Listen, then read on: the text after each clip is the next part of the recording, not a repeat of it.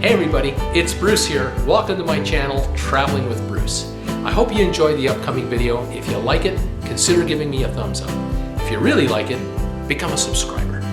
If you like my channel as a whole, check out my Patreon page and consider supporting me there too. Okay, let's go to the video right now. Hey everybody, how you doing? It's Bruce here with Traveling with Bruce.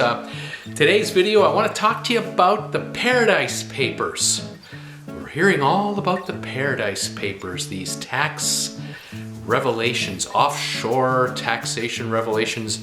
And we're talking about offshore jurisdictions like the Cayman Islands and Switzerland and Monaco, Guernsey, and on goes the list. But today I wanted to kind of mention to you folks, I used to live in the Cayman Islands, so I have a bit of knowledge on the offshore financial scenario, how that works and what it's like to live in the Cayman Islands. I have a view of the Caymans from a different angle than almost all of you out there. The Cayman Islands became an offshore banking center in the 1960s.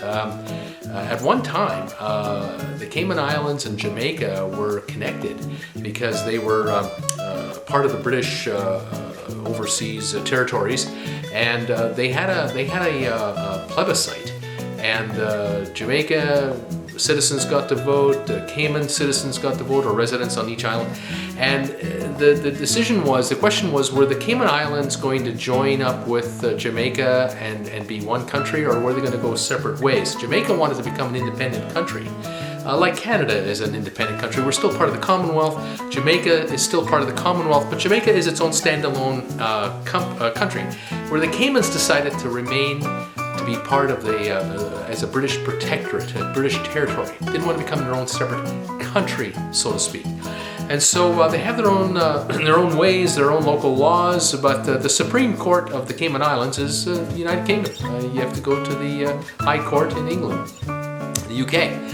So in 1960, the vote was held, and the Cayman citizens decided to stay as a British protectorate. Jamaicans decided to go their own way.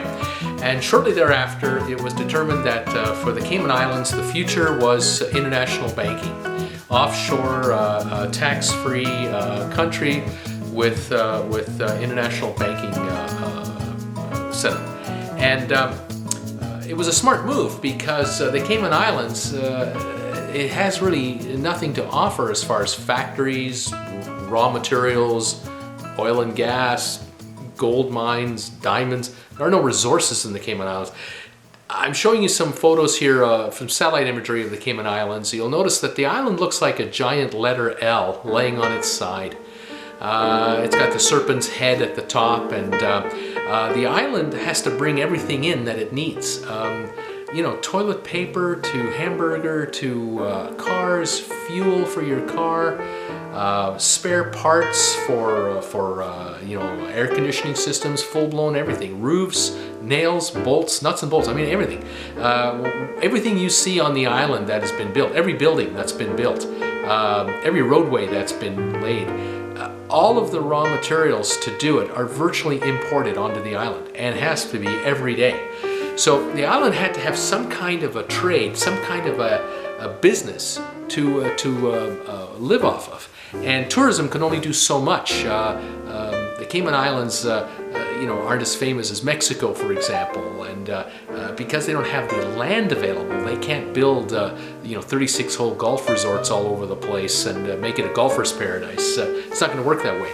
So the Cayman Islands was known for scuba diving and for wonderful beaches and that kind of thing. But in the 60s, it was decided that to make a living, a real year-round, solid living, 7-day-a-week type thing, the banking sector would be enhanced, and offshore banking was created. And now here we are in 2017, 2018, almost. It's 57 years later, and the Cayman Islands is probably the third or fourth largest banking center, offshore banking center in the world, on the planet. It competes with Switzerland for business. There are thousands of expatriates, people like myself. I'm Canadian. There are a lot of Brits, a lot of Europeans who have moved to the island on a work permit to work for law firms or work for accounting firms or investment companies. And they help offshore corporations or international corporations, I should say, as a clearinghouse to conduct business. To give you an example, it's not uncommon, for example, to have, say, a company in Germany, say the government of Germany, to want to build a large bridge over a river, and it's 8 lanes of traffic, and it's also going to hold a rail line at the same time. And you're talking about a $2 billion deal.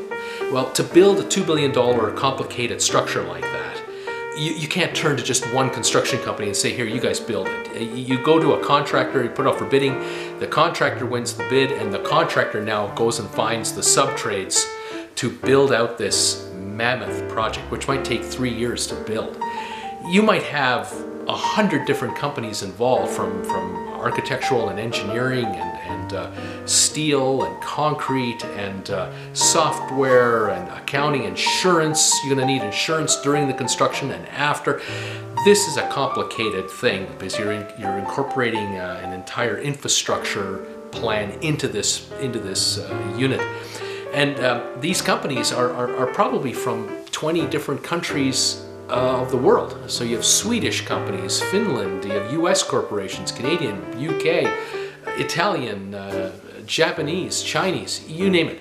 And so you need a place to go to settle up the books when you are doing this contract. And it may well be that every month or so funds are distributed to the subcontractors as their work progresses. And you have to go to a place where you can do all this work, where you have competent accountants, competent legal teams to represent everyone's interests, and competent banking facilities where the funds can be transferred from, say, the German government, and then transferred out through the subcontractor to the contractor to the subcontractors. It's a very complicated scenario, and it requires an army of specialists. So you've got accountants in each of the home countries, along with lawyers, and then you have the home base, which is let's say in this case Germany. I'm just using a fictitious example here, and then you have the Cayman Islands, where you have the same representatives from the same firms located. So KPMG, to use an accounting firm's initials, they may have offices in all of the countries that these different entities come from, but they also have an office in the Cayman Islands. And so the law firm there and the accounting firm there, they act on behalf of all of these different contractors, but certain contractors use different accounting firms. They use their own lawyers, they have their own auditors, and everybody has to be satisfied that everything's been done above board, and the German government wants to know that everything's been paid for properly. So that's why the Cayman Islands exist. That's why Switzerland exists. That's why Monte Carlo exists. So this is an area where the government doesn't take a piece of the action to settle up the accounts. The money can come in and then be redistributed and be sent back out, and there's nominal fees involved, but the government of the Cayman Islands is a winner because hundreds and thousands of lawyers and accountants and bankers and investment advisors live in the Cayman Islands, and they spend money there. They raise families there, they have children there, they buy cars, they buy homes, and they buy groceries, and the local economy thrives. And because it's such a beautiful place, if you mention to an accountant or to a lawyer, hey, would you like to be placed on a 2-year contract in Georgetown, Cayman Islands? Your children are 6 and 8 years old, they can go to private school there, and on the weekends you get to hang out at the beach. There's a whole bunch of accountants will say, or lawyers will say, yeah, I'll take that 2-year contract. Yeah, you betcha. And the same thing with Switzerland and Monte Carlo and other places. You've got teams of professionals that are coming in for a number of years, and some stay longer, some stay shorter, and then they move on. But the island as a whole, in this case the Cayman Islands, benefits and grows. The island itself is a gorgeous place. Most of you out there, if you've ever been to the Cayman Islands, you've probably been there because you were on a cruise. Cruise ship companies, Norwegian, Royal Caribbean, Carnival, Holland America, and others, they visit the Cayman Islands often because it's a beautiful place. So there's a number of things you can do there, like Stingray City, or you can go to the turtle farm, or you can head for 7 Mile Beach and hang out on the beach all day. It's a safe place, it's a clean place. The islanders are great. They welcome the tourists in with open arms. And so that's how most people know of the Cayman Islands, especially Americans. Another way that you know about the Cayman Islands is the movie The Firm with Tom Cruise and I think Gene Hackman. But unfortunately, that movie did not do a lot of good for the Cayman Islands' reputation as an offshore banking center or a place to do business, because it tied the mafia and all kinds of nefarious activities to the Caymans. The visuals were good. They had beautiful photos and aerial shots of the island, and that kind of thing was pretty.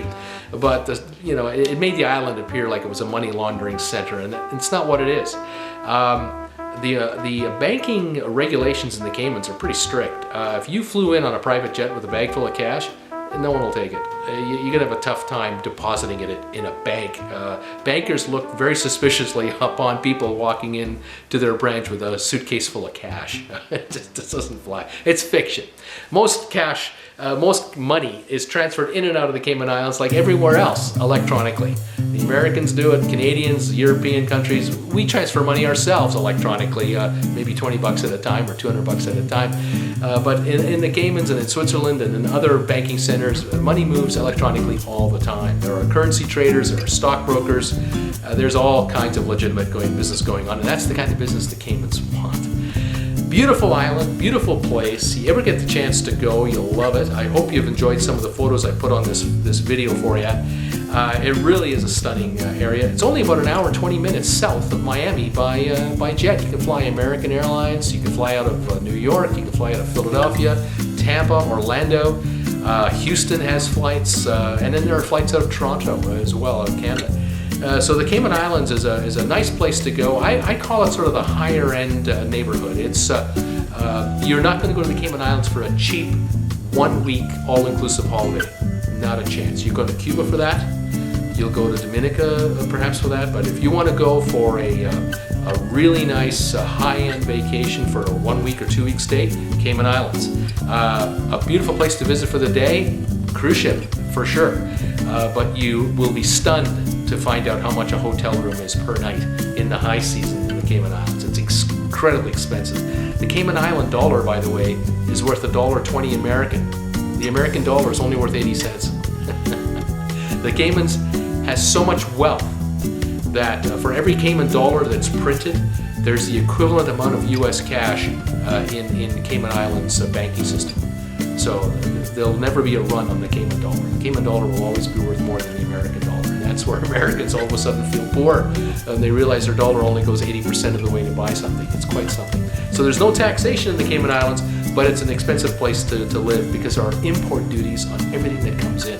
And that's how the government makes its money, to pay for all of its bills. It has healthcare, it has school systems, it has water systems, it has electricity, just like any other nation. But it makes its fees from import fees, and that's why food is more expensive, toilet paper is more expensive, everything that's brought in is more. And that's how it works. So you don't pay taxes off of your paycheck, but as you spend your money, you're paying taxes as a consumption tax. And that's how the island balances its books. Anyway, there's a brief recap of the Cayman Islands. It's more from an islander's perspective than an outsider. Right now you're watching probably CNN coverage and BBC coverage of the scandal. The Queen is hiding her money in the Cayman Islands. Secret, the Queen is the Queen of the Cayman Islands. Her face is on the money in the Cayman Islands. She can do whatever she wants. It's nothing illegal about that. And it's okay to park your money offshore if you happen to have enough of it, as long as you declare to Uncle Sam if you make any money and repatriate it back to the United States. Accountants know the rules, so do lawyers, and the Caymans will be around for a long, long time. Anyway, thanks for watching my video today. This is Bruce. If you like my video, give me a thumbs up. You'll see the little icon just below. Maybe over here or over here is the subscribe button, or you can subscribe to my channel. I'd love you to do that. And we'll keep the videos coming. This is Bruce with Traveling with Bruce. Thank you.